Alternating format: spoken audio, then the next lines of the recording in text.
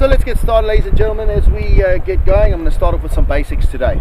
I've got myself a couple of spinning rods out today, and I like to use quite thin diameter line. Some people like thinner diameter line, or you can start out with 10 pound, 8 pound line on your reel. I like 6 pound on my spinning reels in order to get good presentation with the lure. And we're going to start out by just putting a leader onto the line. You can see that I've got 6 pound here, and I've actually got 10 pound over here because I'm going to be fishing the bank over here, and I just want something that's a little bit more abrasive against rocks and so on if I should hook into a good fish. Now, what are we going for? We're going for flathead, we're going for brim, and there might be some luderick around, kingfish a little bit later on in the season. It's still early spring, so we've got a little bit of work to do to get the bigger fish, but we're going to start off with some basics today. I mean, you know, you could have a new boat, you've got your kids out, they want to do some fishing. This is going to help them to get started. Right, so just some basics today. We're not going for the advanced fishing today. That'll come up in future shows. But what we want to do is get the basics right. So we've got a spinning rod. I like to use 7 foot plus rods. 7 foot 6 is my chosen rods that I like. Carbon rods, very, very good.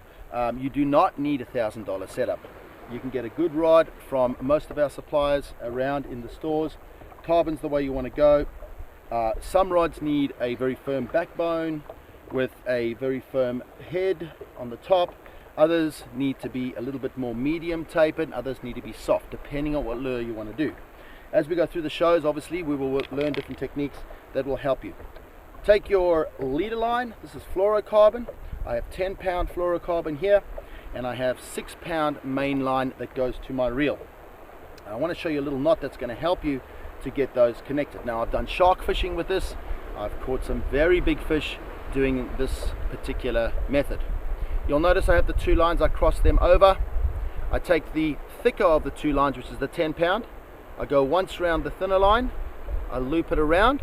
I go once around the line again. I loop it around, and I create 2 loops. I take the cut-off part and I put it through those 2 hoops. I then open it so it's like a figure of 8. It only opens one way into figure of 8. If it doesn't open into a figure of 8 like that, then it's not good. As I close it, it figures of 8, see that? And then I pull it tightish, not tight yet. Then my other line, which is the thinner line, I will then loop it around, making sure that I leave a little area at the top so that I can put the line. I go around 7 times. I then come back through that little loop, okay, and then I tighten those up, and then they start to tighten on each other. Wet them, tighten them up on each other. Then with your teeth or with your hands, just tighten. I've got the 2 main lines here. Tighten those. Tight. Other one. Tight. Try and break it. If it doesn't break, it's good enough. Cut that off with a pair of wire cutters. I like to use a pair of scissors. You can use nail clippers and cut it as close as you can onto the main without nicking the line at all. Your line has to be in good shape, otherwise you're going to lose that fish of a lifetime, you know what I'm saying? So there it is. There's a nice knot there, and it's tight, tight, tight. Coming onto the main lure now. There you go. You've always got a nice little O-ring on a crankbait, a decent crankbait. As I said, I'm going to get some cool stuff. I'm going to test some cool stuff. And in the future, we're going to find some really good stuff that works. But if you get that little loop, you put your line through that loop, and this is similar knot to the joining knot, okay? You take the 2 pieces of line, you then twist it 7 times, same knot. This is not the only knot on the planet, but it's something to get started with, okay? And then you do that, then you go through your loop in the beginning, okay, which can be quite tricky, so you got to really work it. And this time you're going to lock it back up. So there it is through that loop. Just make sure it's good. There you go. Then once it's through that loop at the bottom, I then come back through the main loop again, and I create a beautiful lasso slip knot like that. Now that's going to move up the line a little bit, right, as you pull it. So wet it always, and then just tie it slowly, work it on. You don't want to nick the line. Now I've got it onto there, and now the extra piece I just pull tight, and again take your scissors and you just chop it off. You can leave a tiny little bit of extra in case there's some slippage in there. The fish don't always mind. Now if you're fishing for trout and things like that, that's different, but in the salt water you can do that. So there it is. I've got my main line, 8 pound, going on to 10 pound, nice and strong on that knot, okay, coming down, decent length, okay, and then I've got my crankbait at the bottom, nicely done, and that little O-ring makes sure that the wobble is good. So we're going to start with this. Let's see how it goes. Come on, let's enjoy some good fishing and have some fun. Yeah, man. Right, guys, so we got the lure tied on real good, and I just want to break down the conditions right now. So we've got incoming tide right now. This whole bank in front of us is sheltering me from the wind. It is raining at the minute, but you can see there's a push in and a push out with the tide. Water's reasonably clear. It's a little bit dirty, but what we're going to do is we're going to just be prodding around and trying to find little gaps and stuff in the rocks, around the rocks, and hopefully there'll be some fish around there. Now I will have to change out a few times with these lures, but we're going to give this one a try. Again, I like the chartreuse because it's a little bit darker today and it's a little bit dirtier. So I just get it over into a position and I want to move it slowly, and you'll see that I'm retrieving very slowly, and I've got a few very tiny little tweaks to the lure. That's about it.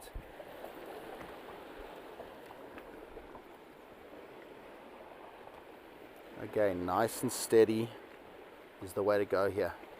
Slowly.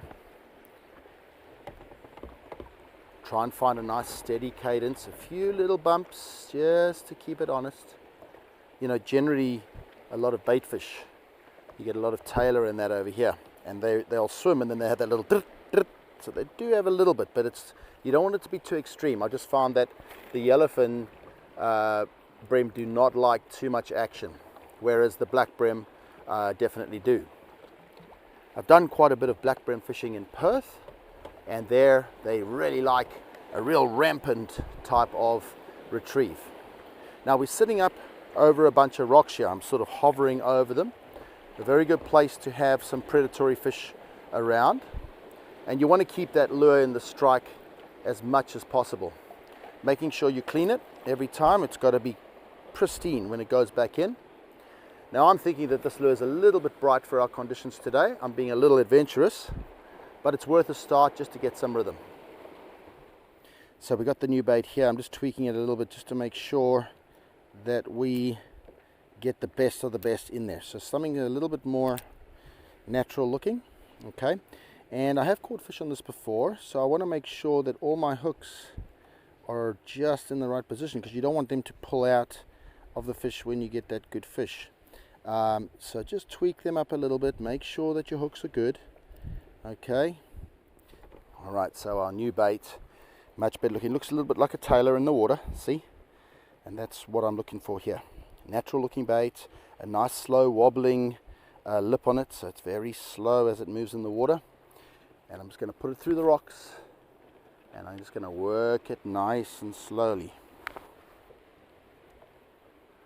This is a really, really slow bait, so it really stays in the zone, in the action zone, much longer. So you're going to find that, you know, you have to change it up a little bit. I'm a big fan of natural looking baits, things that look like the things that fish are eating. And in my opinion, fish are very, very simple thinkers. They eat what's available in front of them at the time it's in front of them. So if you have a bait that is slightly different, there you go, there's a fish. Oh, I had a take right there. There you go, our first take of the day. That's nice, that's what we want. But if you have a bait that is slightly bigger than what they're eating, they're just not going to eat it. They won't care about it. That was our first bite of the day, so that was good. And it shows you that little change up is what makes that difference. And I'm really slowing it down. Look how I'm slowing even the top down. You can see the top of the rod is wibbling a little bit, wobbling a little bit, and then a few very little pulls. But I'm really taking it slow. This is one of those baits I really like using amongst the rocks. And I don't know if you can see it. If you have a look in the water, you can see the rocks that I'm fishing around. You can see the rocks up by the bank there, okay?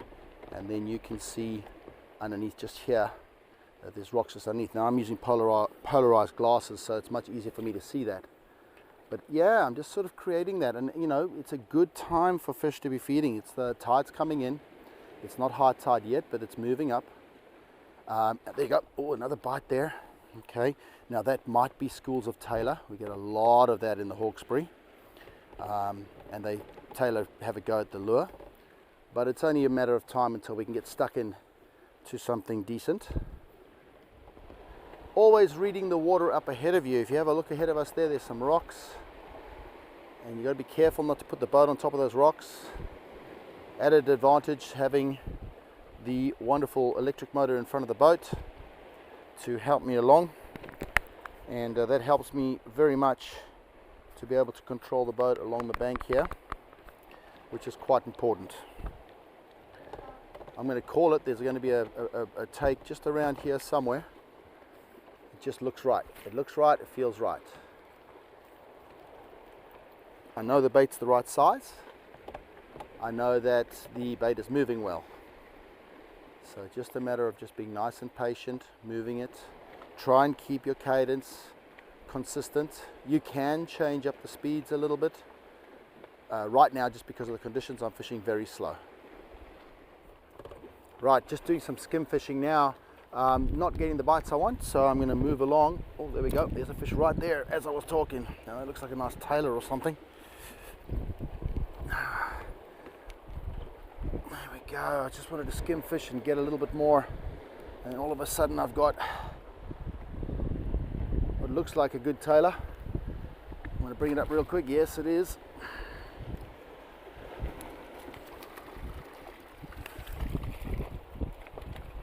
There we go. There's a beauty, and there's a couple more down there as well. A lot of time we get a lot of small tailors, but this one's pretty good. There's a good sized tailor that. Now again, be very careful, because tailor has got hooks in it, and it's really a fish that likes to move around. Look at it, it's really bouncing around, moving around, making a complete mess of my leader and everything else. But you would rather have that happen than it goes into your hand. So I'm going to try and get it in its mouth. Tailor has got teeth. There's some more there. There's a nice tailor that just came out. Second fish on the crankbait. I was just skimming up the bank, and there's a few more there, so I want to go for those. But that is, you know, what we came for. There's, you know, crankbait fishing, lure fishing. You can get out there, you can get it done. There's several species to catch, and that's a nice tailor. That's a good size. I'm gonna let it go now.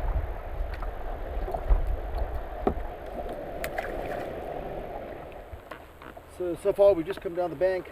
I must have worked maybe 300 meters of water. We got flathead and a tailor so far, both good fish. These are main water fish. There would be bigger fish around, but the point of today's exercise is just to show you how to get some bites on these. Now, when you do get a good fish like that, unfortunately, they're going to take your line apart. Cut it, get the end of it. First of all, check your leader knot. So leader knot is tight, still good. There's my lure. Okay, I'll go through the lure.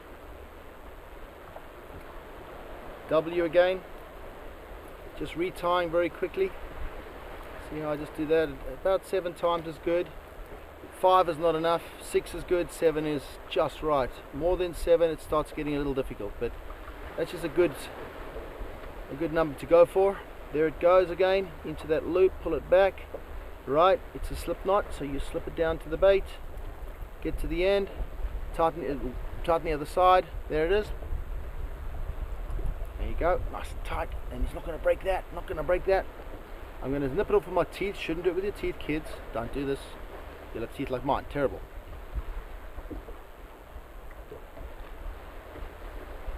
However, I do like to leave that little nip there so that there's a bit of slippage. Let's get back in the water. There's more tailor to be caught, I believe, in that area. There was a school of them. So let's get on it. So there you go again, you know, just some open water in front of us here. Coming up to the point, and that's where the fish are. Nice open water tailor. I do enjoy catching those. Get round to about a foot long. Nice fight. Good, solid, strong salt water fish. This water here would be still a bit salty. It's not quite brackish. The main river sort of comes out over there and then moves straight out towards the heads. So just moving across here. Again, you can catch several fish on lures if you work it correctly. Again, just slow it down again. It's very exciting when you catch a fish. Oh, there's another bite right there. Oh, I've got bites here for sure. Oh, that one bit and broke my line. How about that? I didn't retie. Fortunately, and very, very fortunately, the lure did not stick in the fish, so I'm able to retrieve it. Can you believe that? That doesn't often happen. And because it's working, I want it back. So there it is in the water. I'm going to go down and try and grab it quickly without messing up and hitting myself on the rocks.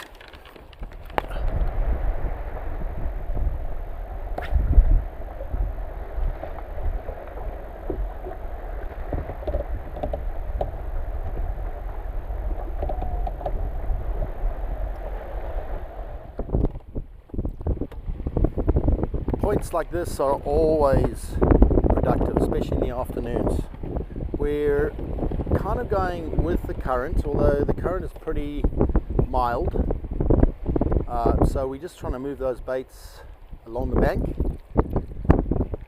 And the bigger fish will come in and feed on these points.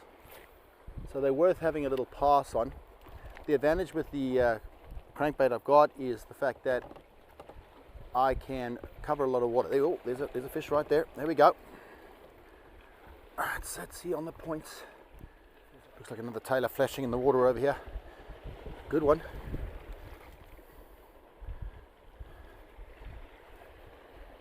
Yeah, some really nice ones in the open water, you know. Get a lot of small tailor up the Hawkesbury, but in the main water you'll get some big ones. Here we go. Look at that guy. So there you go again, you know. Very lively, very unhappy with me. But that's what we come for. So another beautiful fish, fought real well, good size, and you know, really gives you good sport. Same lure, moving down the bank, coming onto that point as I was talking about, predatory fish. Yes, awesome. So great little session up that bank there, and we got some action.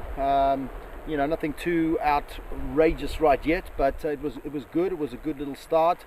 We came down that bank, we picked it apart a little bit. I sped up towards the next section there, and it's time to move on maybe to another spot right now. So it's a little refreshment break. Always have water on board, man. You never know when your boat will break down. You have to spend the night on the bank. It happens.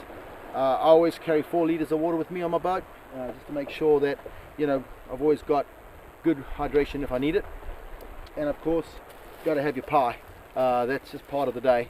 Pie with tomato sauce is just a must. So gonna have a little break, and then we get right back on it. May change things up a little bit, so let's check it out.